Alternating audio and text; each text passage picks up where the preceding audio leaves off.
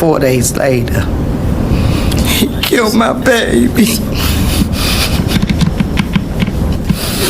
I can't believe he did this to the mother of his kids. 10 years. Now my 2 grandbabies don't have a mother or a father. In Prince George's County, a man has been convicted for killing his ex-girlfriend. The murder happened just days after he was released from jail and put on house arrest for allegedly assaulting her. 4 days. That's all it took. 4 days between the moment a trained professional looked at Sharita Cristwell's case file, stamped the word dangerous across it in plain English, and the moment her abuser walked right back into her apartment and ended her life. 4 days, y'all. The paperwork said he was a threat. The system had it in writing. The courtroom let him walk anyway. And a young mother in Prince George's County, Maryland, paid for that decision with everything she had. 2 little kids wake up every morning now asking the same question. Where is Mommy? They look for her in the kitchen. They listen for her keys at the front door. They wait, and every single morning, they get the same answer. Nothing. Her name was Sharita Cristwell. She was 29 years old. She was a makeup artist. She was a mother. She was almost out of a relationship that had been hurting her for over a decade. And the man who killed her was the same man who used to tuck her babies into bed at night. Tonight, on True Crime Tragedies, we walk through this whole thing. The arrests, the reports, the evaluation that said in plain language this man was a threat, the courtroom decision that sent him right back onto her street, and the moments inside the apartment where a young mother's life ended at the hands of the only man she ever called the father of her children. Her name was Sharita. Her babies deserve for you to remember it. Sharita Cristwell lived in Landover, a community tucked inside Prince George's County, Maryland, right outside the D.C. line. The kind of neighborhood where folks recognize each other at the corner store, where a young mama could push a stroller down the sidewalk on a warm afternoon and trust the day to be ordinary. She worked as a makeup artist, and that line of work fit her in a way that felt almost like it was meant to be. Everybody who knew Sharita described the same gift. She had a way of looking at a woman and seeing the version of herself that woman could not yet see in the mirror. She made brides glow. She gave teenage girls the kind of confidence that only comes from a clean line and the right shade of gloss. She turned mirrors into something kinder. She had 2 children, a whole little world of her own, wrapped up in those 2 babies. They followed her around the kitchen. They climbed up in her lap when she was tired, and they believed, the way only small kids can believe, that their mama was untouchable. The father of those children was a man named Harry Lindsay. He was 32 years old, and he had been woven into Sharita's life for more than a decade. 11 years. Now think about what 11 years really means. 11 years of birthdays. 11 Christmas mornings. 11 years of shared rent, late-night arguments, soft Sunday mornings, and family photos taped up on the refrigerator door. When you spend that long with somebody, you don't just walk out one Tuesday afternoon with a duffel bag. You unbraid yourself from that person one strand at a time, and every single strand has its own price. People on the outside love to ask the same tired question every time a case like this hits the news. Why did she stay? They ask it the way you'd ask a riddle with an easy answer. It is not an easy answer. The honest question is not why she stayed. The honest question is what she was up against that made every exit door look like a trap. Because women in Sharita's situation do not stay because they're weak.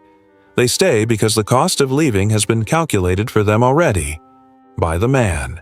By the kids watching from the next room. By the bills. By every story they've ever heard about what happens to women who try to walk away from the wrong kind of love. And here's the part of this story that sits the heaviest. Sharita was already moving. She was already done. Her family knew it. Her friends knew it. By the summer of 2025, she was quietly steadying herself for the version of her life that came after Harry Lindsay. She just needed the system to do its part. The first time the police got formally pulled into that home was on Father's Day. Sit with that for a minute. Father's Day. The one day on the whole calendar built to celebrate the men who help bring children into the world. While other families were grilling burgers in the backyard and handing out homemade cards in crooked envelopes, Harry Lindsay was inside that apartment with his hands wrapped around the throat of the mother of his kids. He choked her. He beat her. Officers got the call. He got walked out the front door in handcuffs in front of the neighbors. This is where the failure starts. Pay attention. After that arrest, the case went through what they call a lethality assessment. Now, that ain't a guess. That ain't somebody flipping a coin. That is a structured evaluation built by experts whose entire job is to measure how likely it is that a man like Harry Lindsay is going to come back and seriously hurt or kill the woman he just got arrested for assaulting. They look at the strangulation. They look at the threats. They look at the history. And the scale gives them back a verdict. The verdict on Harry Lindsay came back loud and clear. The case was dangerous. Not borderline, not maybe, not let's keep an eye on it and circle back next month. The flag was up. The paperwork said so in language a child could read. This man, in the trained professional opinion of the people whose whole job is to predict outcomes like Sharita's, was a serious threat to the woman whose throat he had just had his hands around. And then a decision got made inside a courtroom. Despite that finding, Harry Lindsay was not held in custody until trial. He was placed on pre-trial release with an ankle monitor strapped to his leg, and he was sent right back into the same community where Sharita and her babies were trying to breathe again. A detective who later worked this case said it about as plain as anybody has ever said it. He could not tell anyone why that decision was made, but he could tell anybody who would listen that it should not have been. Because here's what happens when a man like Harry Lindsay walks out of that courthouse with his shoelaces back in his shoes. He doesn't go home and reflect. He doesn't call a therapist. He goes right back to the same patterns that put him in those handcuffs in the first place. Only now he's mad. Now he's been embarrassed. Now he's had to sit alone in a holding cell and think about her, about the call she made, about the officers she let into the apartment. And for Sharita, the days that followed were a different kind of torture. She knew he was free. She knew the door he had walked back through. And she knew, with the gut feeling that only a woman who's been hurt by the man sleeping beside her can really understand, that this was not finished. So she did the only thing left to do. She started planning her way out. Quietly, carefully. Because in cases like hers, the most dangerous sentence a woman can ever say out loud is the one that begins with the words, "I'm leaving." Now let's talk about that ankle monitor for a second, because this piece right here is important. When a man like Harry Lindsay gets released from a domestic violence arrest with that bracelet strapped to his leg, that device is doing one job. It's keeping a record. Every step he takes, every street he walks down. The thing is logging him in real time. It's a digital leash, and the whole point of it is to let the system know if he tries to slip back into the same space as the woman he just got arrested for hurting. So picture this: a man with a documented strangulation arrest. A man flagged in writing as dangerous. A man who, by every honest measure, should have been sitting in a holding cell. Instead, he's walking around Prince George's County with a piece of plastic clipped to his ankle. And the only thing standing between him and the woman he hurt is the assumption that he'll respect that little device. Y'all already know how this goes. In the days after that Father's Day arrest, Sharita was doing the work. Quiet work. She was talking to her family. She was figuring out logistics. She was reading the room every time she had to be in the same space as Harry, watching his face for the temperature of the day. Was he calm? Was he agitated? Was today the day he would lose it again? That's a level of survival math no woman should have to do. But Sharita was doing it. For herself. For her babies. For the future she could already see if she could just get a few more weeks of breathing room. And then Harry Lindsay made his move. July 5th, 2025. The day after Independence Day. The whole country had just spent the weekend with cookouts and sparklers and that warm, slow energy of a holiday wrapping up. For most folks, that Saturday was about leftovers and laundry and getting the kids ready for the week ahead. For Sharita Cristwell, that Saturday was the last day of her life.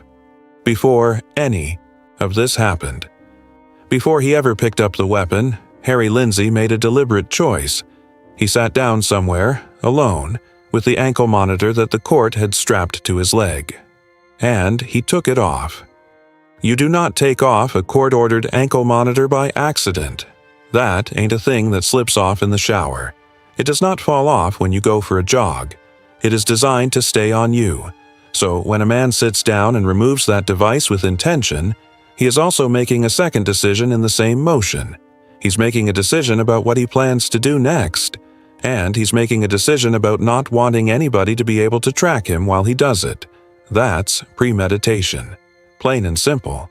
What Harry didn't know, what folks like him never seemed to fully understand, is that the same little device he thought he was outsmarting was already building the case that would put him away. Monitors like that don't just go quiet when you take them off. They log the removal. They timestamp it. They send out a signal the second the strap is broken. Every move he made was already on record. But none of that mattered yet, because the system wasn't moving fast enough to stop what was about to happen. By the time anybody could react to that monitor signal, Harry Lindsay was already in the same space as Sharita. And Sharita knew. The minute she felt the air shift in that apartment, the minute she clocked the look on his face, she knew exactly what was coming. Her family said it later, plain as day. She tried to get away. She read the room. She felt the temperature change. And she moved toward safety. But she was in his apartment, and the distance between her and that front door was just a little too far. Harry Lindsay shot Sharita Cristwell, right there inside that home, the mother of his 2 children, the woman he had spent 11 years of his life with. He shot her, and then he watched her go. And when the smoke cleared, when the worst was already done, Harry Lindsay did not call for help. He did not pick up the phone and dial 911. He did not stay with her. He ran. He left her there, and he ran out into the streets of Prince George's County like he could outrun what he had just done. Like the same county that had handed him that ankle monitor was going to somehow misplace him in the noise. Like he could disappear into the summer afternoon and start over somewhere new. Sharita Cristwell was 29 years old. She was a makeup artist. She was a mother of 2. She was almost out. And on a Saturday in early July, the man who had promised to love her took every one of those things from her in a matter of seconds. Her babies lost their mama that day. And they didn't even know it yet. Here's something a lot of folks don't realize about Prince George's County law enforcement. When a case turns into a homicide, those officers move, quick, with purpose. The whole posture of the department changes the second the call comes in. The first thing investigators had on their side was the ankle monitor. The same device Harry had sat down and removed because he thought he was being slick. The same piece of plastic he believed was going to help him disappear. That monitor had already done its job before he ever cut it loose. Because here's the thing nobody told Harry. The data don't lie. That bracelet had logged every single minute of his movement leading up to the moment he took it off. It knew where he had been. It knew the path he had taken. It knew the exact second the strap was broken. And the second investigators pulled that data, they had a roadmap. Not a guess. Not a theory. An actual digital trail of his last known movements before the murder. So everything Harry thought he was doing by removing that monitor, every effort he made to erase himself from the picture, did the exact opposite. It locked him in. It put a timestamp on his crime. It built the prosecution's case for them. And that's not even the part that hurts the most. The part that hurts the most is what came next. Because while law enforcement was doing the work of building that case, Sharita's family was doing the work of grief. Because it is so important to know that victims aren't just numbers. They're human beings. And they have families who love them and care about them and who will forever miss them. So, Mom, sister,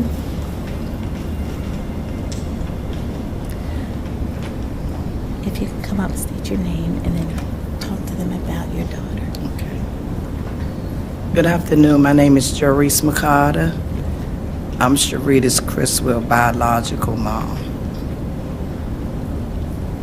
I was on the phone with her once Harry Dominic Lindsay came home from trying to strangle my daughter. He said, "Ma, I want to talk to you about something." I said, "Okay, I'm going to listen." He said, "I love your daughter." And I said, "If you love my daughter, why would you put your hands on my daughter?" I said, "That was the wrong thing to do." He said, "What do I need to do?" I said, "You both need to go to therapy and try to fix this."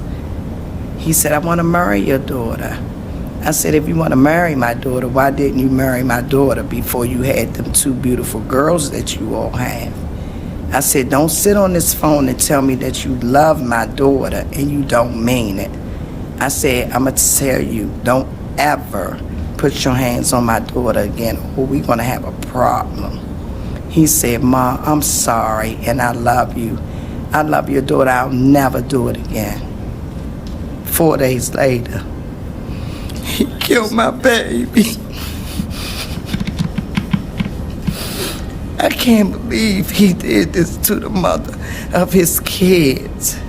10 years. Now my two grandbabies don't have a mother or a father. He don't deserve to come home. He should never come home. Anybody that ever tell a woman that they love them, or I really mean it, they say things that they think we want to hear. But when he tell you he's going to kill you, you need to get away. He's not going to say it just to say it. He's saying it because he mean it. It's too many women out here losing their lives over domestic violence, and it's not fair. My daughter wanted to get away from him. He said, "I don't want you to leave me." He said, "Please don't leave me, Rita. If you leave me, I'm not going to be any good." He broke down. I said, "You opened this door. You cheated on my daughter. So now when she found somebody else that was making her happy, you're angry. You took her life. You get to go to jail and be free. I'll never get her back. Never get her back." Domestic violence is very serious. And people need to acknowledge this. When somebody tell you this, I don't care how afraid you are, you need to report it. Don't be scared. They're going to tell you, "I'm going to kill you, I'm going to kill your family." No, you tell. That's why we have 911. You call, you get help. It could save your life. And I wish I was there to try to save my daughter's life. But she's gone now. I can't believe he did this. He told me he would never, ever hurt my daughter. And he did it. And you could see the rage in his eyes. I'm sorry. This feeling, this pain that I have, it will never go away. I have to deal with this for the rest of my life. And my grandkids, they cry every day. I'm going to get them therapy. I'm going to love them. I'm going to take care of them. And I'm going to raise them the right way. And I'm going to teach them, if you ever get in a relationship and a man threatens you, you make sure you let me know, or you know how to call 911 and get help. I never thought I would be standing here talking about this right now. It's a hurtful feeling. But ladies and gentlemen, you have to understand domestic violence is very serious. Don't be afraid. Speak out and tell your truth. And it could save your life. Hello, everybody. I'm gonna try to become Sharita Cristwell was my little sister. My mother, Joyce Cristwell, adopted Sharita Cristwell. She raised her until she got an adult. And I watched her grow from a child. I never thought that I would be here to say anything about domestic violence. I always tell my sisters or any of my friends, family, anybody, if you're going through anything, if you find somebody that you can trust to talk to about anything, I know sometimes things are hard. Some people can be embarrassed or ashamed, but never feel ashamed. Don't be embarrassed. Find someone to talk to. Find your resources. There's plenty of resources out here. I lost my sister-in-law to the same situation.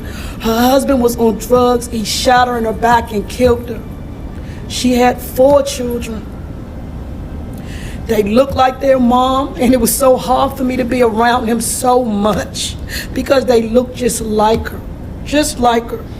So please, if you can, find someone to talk to, someone to help you. There's so many resources out here. The internet is flooded with information. Just go to it, find it. Please, if you can't get away, I am happy that my sister got a chance to experience love.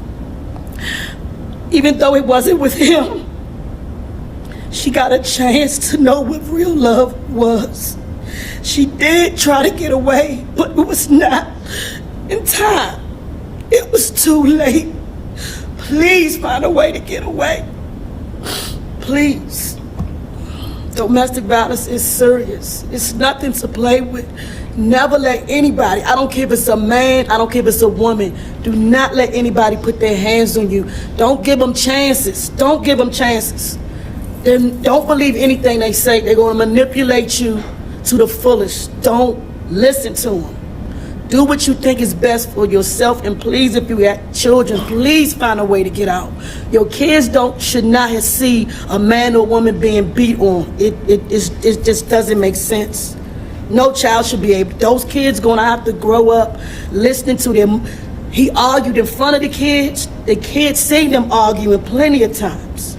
No child needs to experience that. Those kids definitely will have to get therapy. They lost their mother and their father. Sometimes, God forgive me for saying this, I wish he would have turned the daggone gun on himself. I'm sorry to say. We won't see her anymore. Not anymore. He didn't deserve to go like that. He didn't deserve it. One more thing I want to say. My daughter was the DMV makeup artist. She did a lot of people makeup. She did K. Michelle. She did another young lady. I can't remember her name, but everybody loved my daughter. She did makeup very, very well. She did her own business. She did this for herself. And she treated her daughter so good. She was a beautiful person, a loving mother. And she tried to make this man happy, but it wasn't enough for him. He was never satisfied. So now she's gone, he's gone, and I hope he stay gone, because I'll never get my daughter back. And thank you guys for the support and the help, because I'm going to need it, because this is never going to go away. I just want to get my grandkids therapy so they could be okay. They cry every day asking for their mom. But we're going to work through this, and it's going to get better. Yes. But just know, y'all need to get help when they threaten y'all. Thank you. They were the ones who had to figure out how to tell 2 small children that mommy was not coming home. They were the ones planning a funeral for a woman who should have been planning her baby's next birthday parties. That's the weight of these cases that never gets talked about. The investigation moves forward. The detectives do their job. But behind every single piece of paperwork on a desk, there is a family that has been split open. A grandmother holding 2 grieving grandbabies in the middle of the night. A whole circle of people learning how to keep breathing in a world that no longer has Sharita in it. And while all of that was happening, Harry Lindsay was on the run. He didn't get far. They never do. It didn't take long. Once the data from that ankle monitor was in the hands of investigators, once the timeline started to fill in, once the witnesses started to talk, the walls closed in on Harry Lindsay fast. He was picked up and brought into custody, and from that moment on, the rest of his life stopped belonging to him. It belonged to the state of Maryland. Prosecutors didn't just charge him with the murder. They charged him with everything the evidence supported, the killing itself, and then, on top of that, 2 separate counts of escape, tied directly to the moment he sat down and removed that ankle monitor. Because here is the legal reality folks don't always understand. When you cut off a court-ordered monitoring device, that act in and of itself is a crime, a separate one, stacked right on top of whatever else you do that day. So that little decision Harry made, the one he thought was going to help him disappear, ended up adding 2 more convictions to the list before the murder charge was even argued. The trial laid the whole thing out for the jury. The Father's Day arrest, the lethality assessment, the release decision, the ankle monitor data, the timeline of July 5th, the choice to flee. Every single piece of it walked into that courtroom and sat in front of 12 people who had to look at the evidence and decide what kind of man Harry Lindsay really was. They didn't take long to make up their minds. The jury came back with a guilty verdict on the murder. They came back with a guilty verdict on both counts of escape. 3 convictions, 1 trial, 1 man who thought he was smarter than everybody in the room, and 12 regular folks who told him in plain English that he was not. After the verdict came down, Prince George's County State's Attorney Tara Jackson stepped to the microphones. She called on survivors to come forward, to report, to trust that the system would work for them. And then she said something to the men, to the abusers, the folks who hide behind closed doors and tell themselves they can't help it. Her words were short and they were sharp. She said, quote, "Abuse is a choice, so get some help." That's it. That's the whole truth right there in one sentence, because that's what gets lost in the conversation about domestic violence every single time. The world wants to treat it like a sickness, like something a man catches, like a bad mood that just happens to him. It is not. It is a choice. It is a series of choices, made one after the other, by a man who has decided that the woman in front of him is not entitled to safety in her own home. Harry Lindsay made that choice over and over again, and on July 5th, 2025, he made the final one. Here's the number that should stop every single one of us in our tracks. Sharita Cristwell was one of 10 people killed in domestic violence-related homicides in Prince George's County in 2025 alone. 10. In one county, in 1 year. 10 families that had to plan funerals they never thought they'd be planning. 10 sets of children, parents, siblings, learning how to wake up in a world that no longer has their person in it. And every one of those 10 cases came with warning signs. A neighbor who heard the yelling and didn't call. A judge who had paperwork in front of him and made the wrong call. A friend who knew what was happening and didn't know what to say. A system that had the data and didn't move fast enough. So here's the question I want to leave y'all with. When a woman has already been choked, when the paperwork already says the word dangerous, when trained professionals have looked at a case and given the system a verdict in plain language, what does it take for that system to treat the situation like the emergency it actually is, before it becomes a homicide, before 2 babies have to grow up without their mama? Because the truth is this: by the time a domestic violence case becomes a true crime documentary, the system has already failed, every single time. Our job, the folks watching, is to make sure that failure has a witness. Sharita's 2 children are still here, still growing.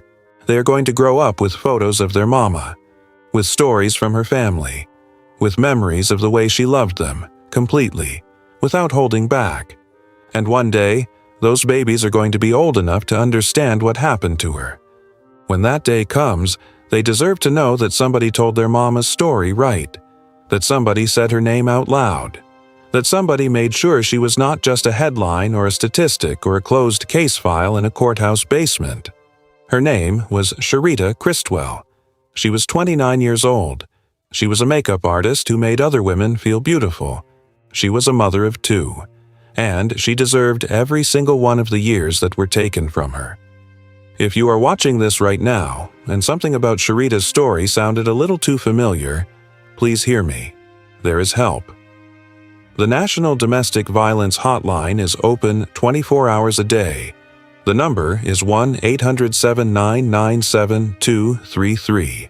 You can call, you can text. You do not have to have a plan. You just have to make the first move.